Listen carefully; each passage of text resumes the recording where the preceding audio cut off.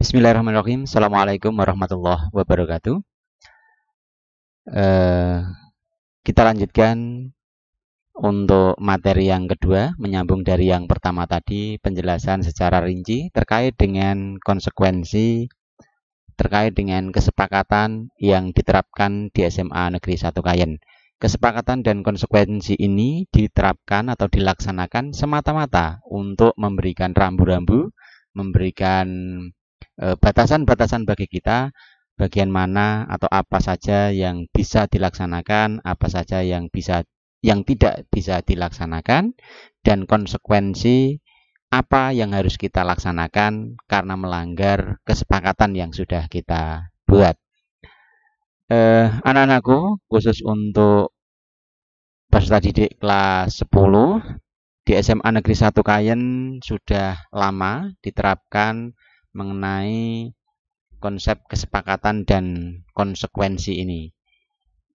Adapun inti atau adapun materi yang terkait dengan ini ada beberapa, sudah dirinci dalam beberapa jenis yang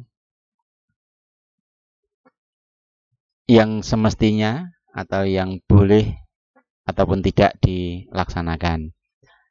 Mulai yang pertama yaitu tentang keterlambatan masuk sekolah atau masuk kelas. Di sini menggunakan sistem skor. Sistem skor di sini adalah untuk menerapkan batasan atau aturan sejauh mana nanti proses tahapan-tahapan pembimbingan akan dilaksanakan. Jadi dibagi menjadi 3 kategori nanti untuk proses-proses pembimbingan. Jenis-jenisnya seperti ini anak-anakku, mulai dari keterlambatan masuk sekolah, keterlambatan masuk kelas, tidak memakai atribut maupun seragam, coret-coret di pakaian seragam, tidak melaksanakan piket, membuang sampah, dan seterusnya.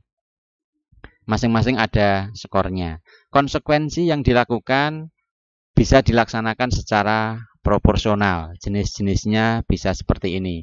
Untuk kerja di lingkungan, maksudnya kerja sosial membersihkan lingkungan sekolah. Bagi yang non-muslim bisa hafalan Alkitab, bagi yang muslim hafalan Al-Quran, melaksanakan sholat duha, membuat makalah, membuat ringkasan buku atau historis kenapa pelanggaran itu dilaksanakan. Bahkan bisa mencapai untuk surat panggilan pertama. Surat peringatan 1 dan panggilan pertama. Kategori pelanggaran yang dilaksanakan mulai dari nomor 1 sampai 15 tadi dikategorikan masih dari kategori ringan atau kita tulis dengan kategori A dengan batas skor masing-masing sesuai dengan bobot pelanggarannya. Untuk konsekuensinya tadi sama yang harus kita laksanakan. Jadi ada beberapa item yang boleh dilaksanakan, yang tidak boleh dilaksanakan. Saya harapkan nanti peserta didik kelas 10 bisa menjalankan atau bisa melaksanakan konsekuensi yang melaksanakan kesepakatan yang kita buat, dan bisa juga sudah mengetahui konsekuensi apa yang akan dikenakan jika kita melanggar kesepakatan yang sudah kita buat. Kategori yang kedua yaitu kategori B dengan bobot skornya cukup lumayan tinggi, ya, cukup lumayan besar. Jadi sekali lagi bobot ini melihat atau dipandang proporsional terhadap jenis pelanggaran kesepakatan yang dibuat. Konsekuensi yang bisa langsung dilakukan, diberikan itu masih sama seperti tadi. Tapi ada proses-proses tahap-tahapan untuk peringatan dan untuk panggilan orang tua. Mulai dari jenis kesepakatan dalam pemakaian aksesoris, seragam, dan seterusnya, mode pakaian, mode rambut, dan seterusnya. Oke. Nah, ini ada beberapa terkait dengan izin juga kita cantumkan di situ. Terkait dengan buku, gambar, majalah, foto, dan seterusnya. Terus merusak sarana prasarana fasilitas sekolah juga ada di situ. Semuanya masuk dalam kategori B. Ada juga yang kategori ketiga, yaitu ada beberapa jenis macamnya, pelanggarannya atau skornya, bobot kategorinya cukup tinggi. Konsekuensinya bisa sampai di surat panggilan ketiga atau surat peringatan ketiga, surat panggilan orang tua, bahkan bisa pengembalian kepada orang tua. Jadi jenis-jenisnya kesepakatan yang harus tidak dilakukan oleh peserta didik. Terkait dengan hal tersebut di atas, tadi sudah saya sampaikan bahwa semua kesepakatan itu dibagi menjadi tiga kategori, kategori ringan, kategori sedang, dan kategori berat. Dan masing-masing siswa yang melakukan atau peserta didik yang melakukan pelanggaran tersebut akan nanti tercatat di buku khusus yang selalu akan kita siapkan, yang ada disiapkan di ruang-ruang kelas. Bapak Ibu guru maupun siswa yang melihat pelanggaran itu bisa mengisinya.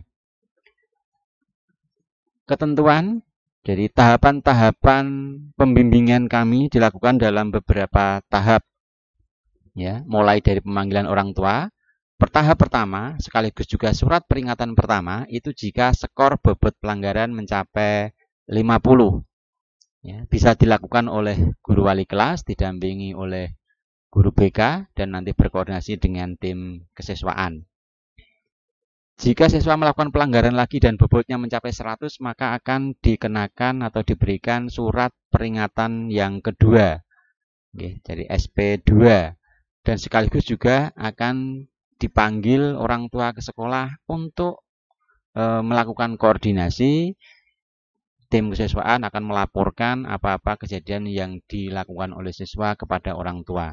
Jadi ajang komunikasi kami dengan orang tua untuk berkoordinasi melakukan pembimbingan terhadap siswa.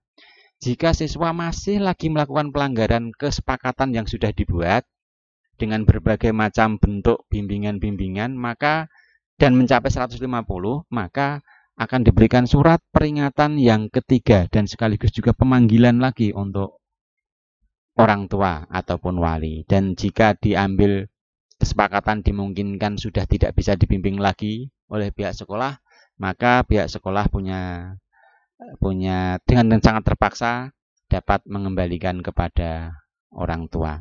Dan kita harapkan untuk peserta didik kelas 10 tidak mencapai ini, bahkan panggilan 1 atau peringatan 1 juga kami harapkan tidak terjadi. Mekanisme penanganannya nanti mulai dari pelanggaran ringan nanti akan ditangani oleh wali kelas bersama BK, guru BK untuk kategori ringan, baru nanti dimasuk ke tim kesiswaan. Untuk kategori yang sedang nanti bisa ditangani oleh wali kelas langsung, guru BK dan kesiswaan. Dan untuk kategori yang ketiga yang cukup berat nanti yang mencapai 150 atau kurang dari 150 nanti akan ditangani langsung oleh kesiswaan. Terkait dengan tadi proses tahapan-tahapan dalam pembimbingan, nanti tidak serta-merta langsung panggilan-panggilan diberikan kepada orang tua, tetapi melalui proses yang cukup panjang, bimbingan BK dan siswa, peserta didik atau wali kelas dengan peserta didik, bahkan juga bisa guru mapel dengan peserta didik. Kami mengutamakan pembimbingan, kami mengutamakan komunikasi. Besar harapan kami semua peserta didik bisa menjalankan dengan baik dan bisa berubah ke arah yang lebih baik. Jadi jalan terakhir pengembalian adalah jalan terakhir yang sangat-sangat kita hindari. Berikutnya, selain skor-skor tadi, kami juga akan mengapresiasi untuk peserta didik yang sudah melakukan pelanggaran dan ada etikat baik, ada kemajuan baik untuk merubah diri ke arah yang lebih baik. Kami mengatur itu. Jadi ada mulai proses penghapusan skor, kategori ringan nanti dihapus di setiap akhir tahun pelajaran, kategori B. Dan seterusnya. Untuk kategori berat maka memang tidak ada penghapusan, hanya bisa dihapus dengan kepertimbangan-pertimbangan tertentu.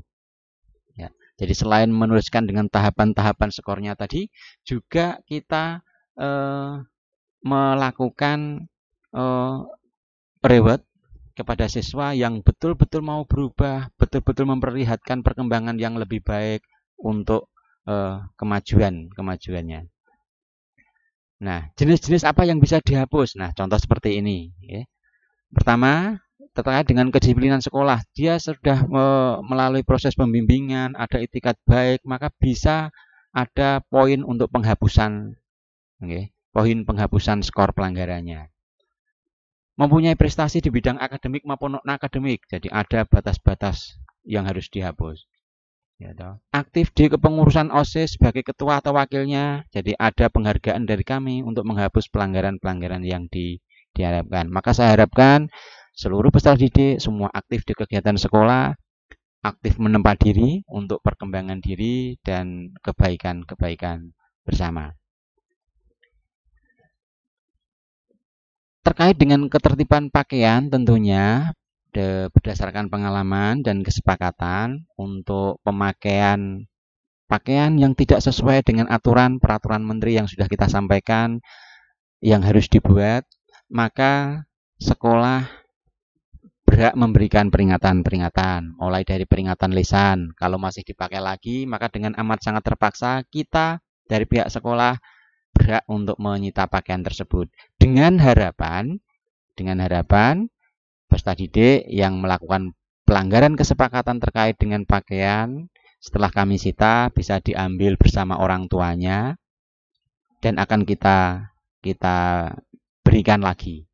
Oke. Dengan satu syarat, tidak boleh dipakai sebelum diperbaiki sesuai dengan aturan yang ada. Tetapi juga tidak kemungkinan akan tidak kita beri, ada kemungkinan untuk tidak kita berikan kembali jika peserta didik tidak memenuhi kewajiban ataupun perjanjian atau melanggar perjanjian yang melanggar dari kesepakatan-kesepakatan. Contohnya sudah diambil, disita, diberikan pengertian, pemahaman, diberikan, tetapi masih dipakai lagi, tidak ada perubahan yang lebih baik. Jadi masih tetap hal yang sama, jadi tidak ada perubahan. Itu terkait dengan pakaian. Terkait dengan penggunaan gadget ataupun laptop dan seterusnya yang terkait dengan penggunaan IT, maka pihak sekolah sekali waktu bisa merahasia untuk isi konten dan seterusnya. Oke, kami harapkan seperti itu. Dapat menyita dalam artian untuk meneliti isinya. Jika dalam isinya kita temukan hal-hal yang tadi melanggar terkait dengan pornografi, narkoba, pelanggaran IT, dan seterusnya, maka gadget ataupun alat elektronik tadi kita sita, kita simpan sampai dengan didatangkan orang tua yang mewakili ataupun walinya yang akan kita koordinasikan bersama. Sesudah itu baru nanti akan kita kembalikan dengan satu perjanjian syarat supaya tidak diulangi lagi.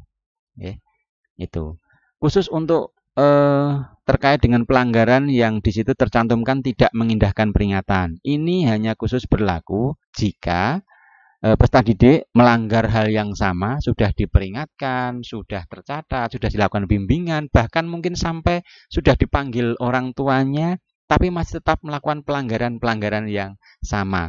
Maka poin ini bisa dikenakan untuk peserta didik yang seperti itu. Jadi sudah dinasihati, sudah diberikan pemahaman, bimbingan, masih tetap dilakukan hal yang sama. Contohnya, terlambat 1, 2, 3, 4 kali, sudah didatangkan orang tua, masih juga melakukan hal-hal yang sama.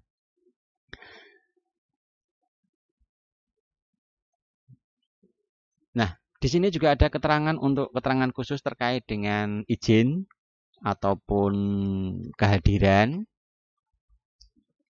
Tadi di awal sudah pernah kita singgung terkait dengan kehadiran, maka kehadiran bisa, mohon maaf kalau misalkan terkait tidak masuk sekolah ataupun alfa, maka bisa dihapus jika ada izin susulan. Misalkan untuk anak-anak kami atau peserta didik yang rumahnya cukup jauh,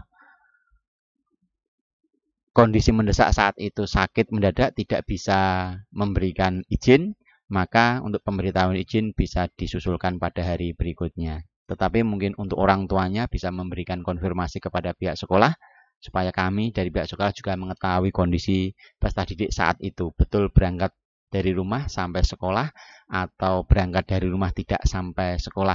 Bahkan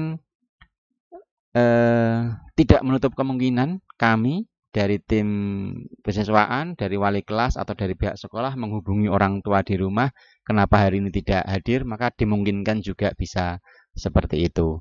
Jadi kita harapkan ada bentuk kerjasama baik dari kami SIM sekolah dengan siswa atau peserta didik dan orang tua selaku wali peserta didik.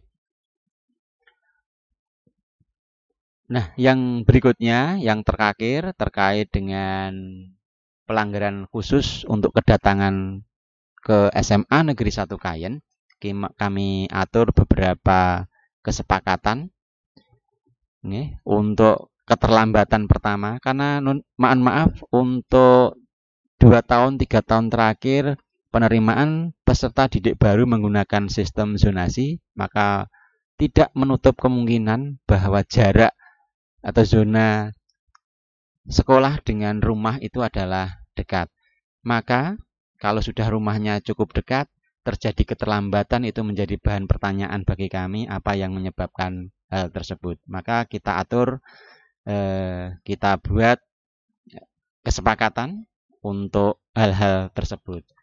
Kalau keterlambatan pertama, maka hanya akan kita berikan peringatan lisan dengan janji, ya, yang ini akan selalu tercatat oleh tim kesiswaan yang selalu piket jaga berada di depan.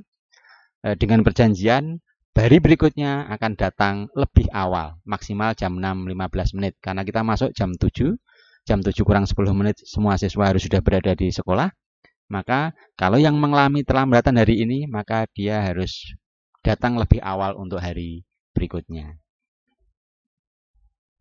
Melakukan pelanggaran keterlambatan untuk yang kedua kali, maka akan diadakan peringatan yang tertulis kepada siswa dan untuk disampaikan atau laporan kepada wali kelasnya.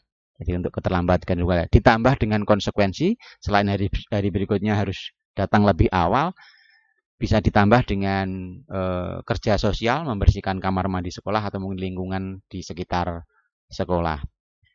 Yang ketiga, untuk keterlambatan yang ketiga kali, keempat kali, yang kelima kali mungkin bisa disampaikan secara lebih, bisa dibaca secara lebih mendetail nanti. Untuk bahan akan kita sampaikan secara lebih jelas. Kira-kira itu yang perlu kami sampaikan. Kurang lebihnya mohon maaf. Selamat bergabung dan selamat menjalankan tugas sebagai siswa di SMA Negeri 1 Kayen. Terima kasih. Assalamualaikum warahmatullahi wabarakatuh.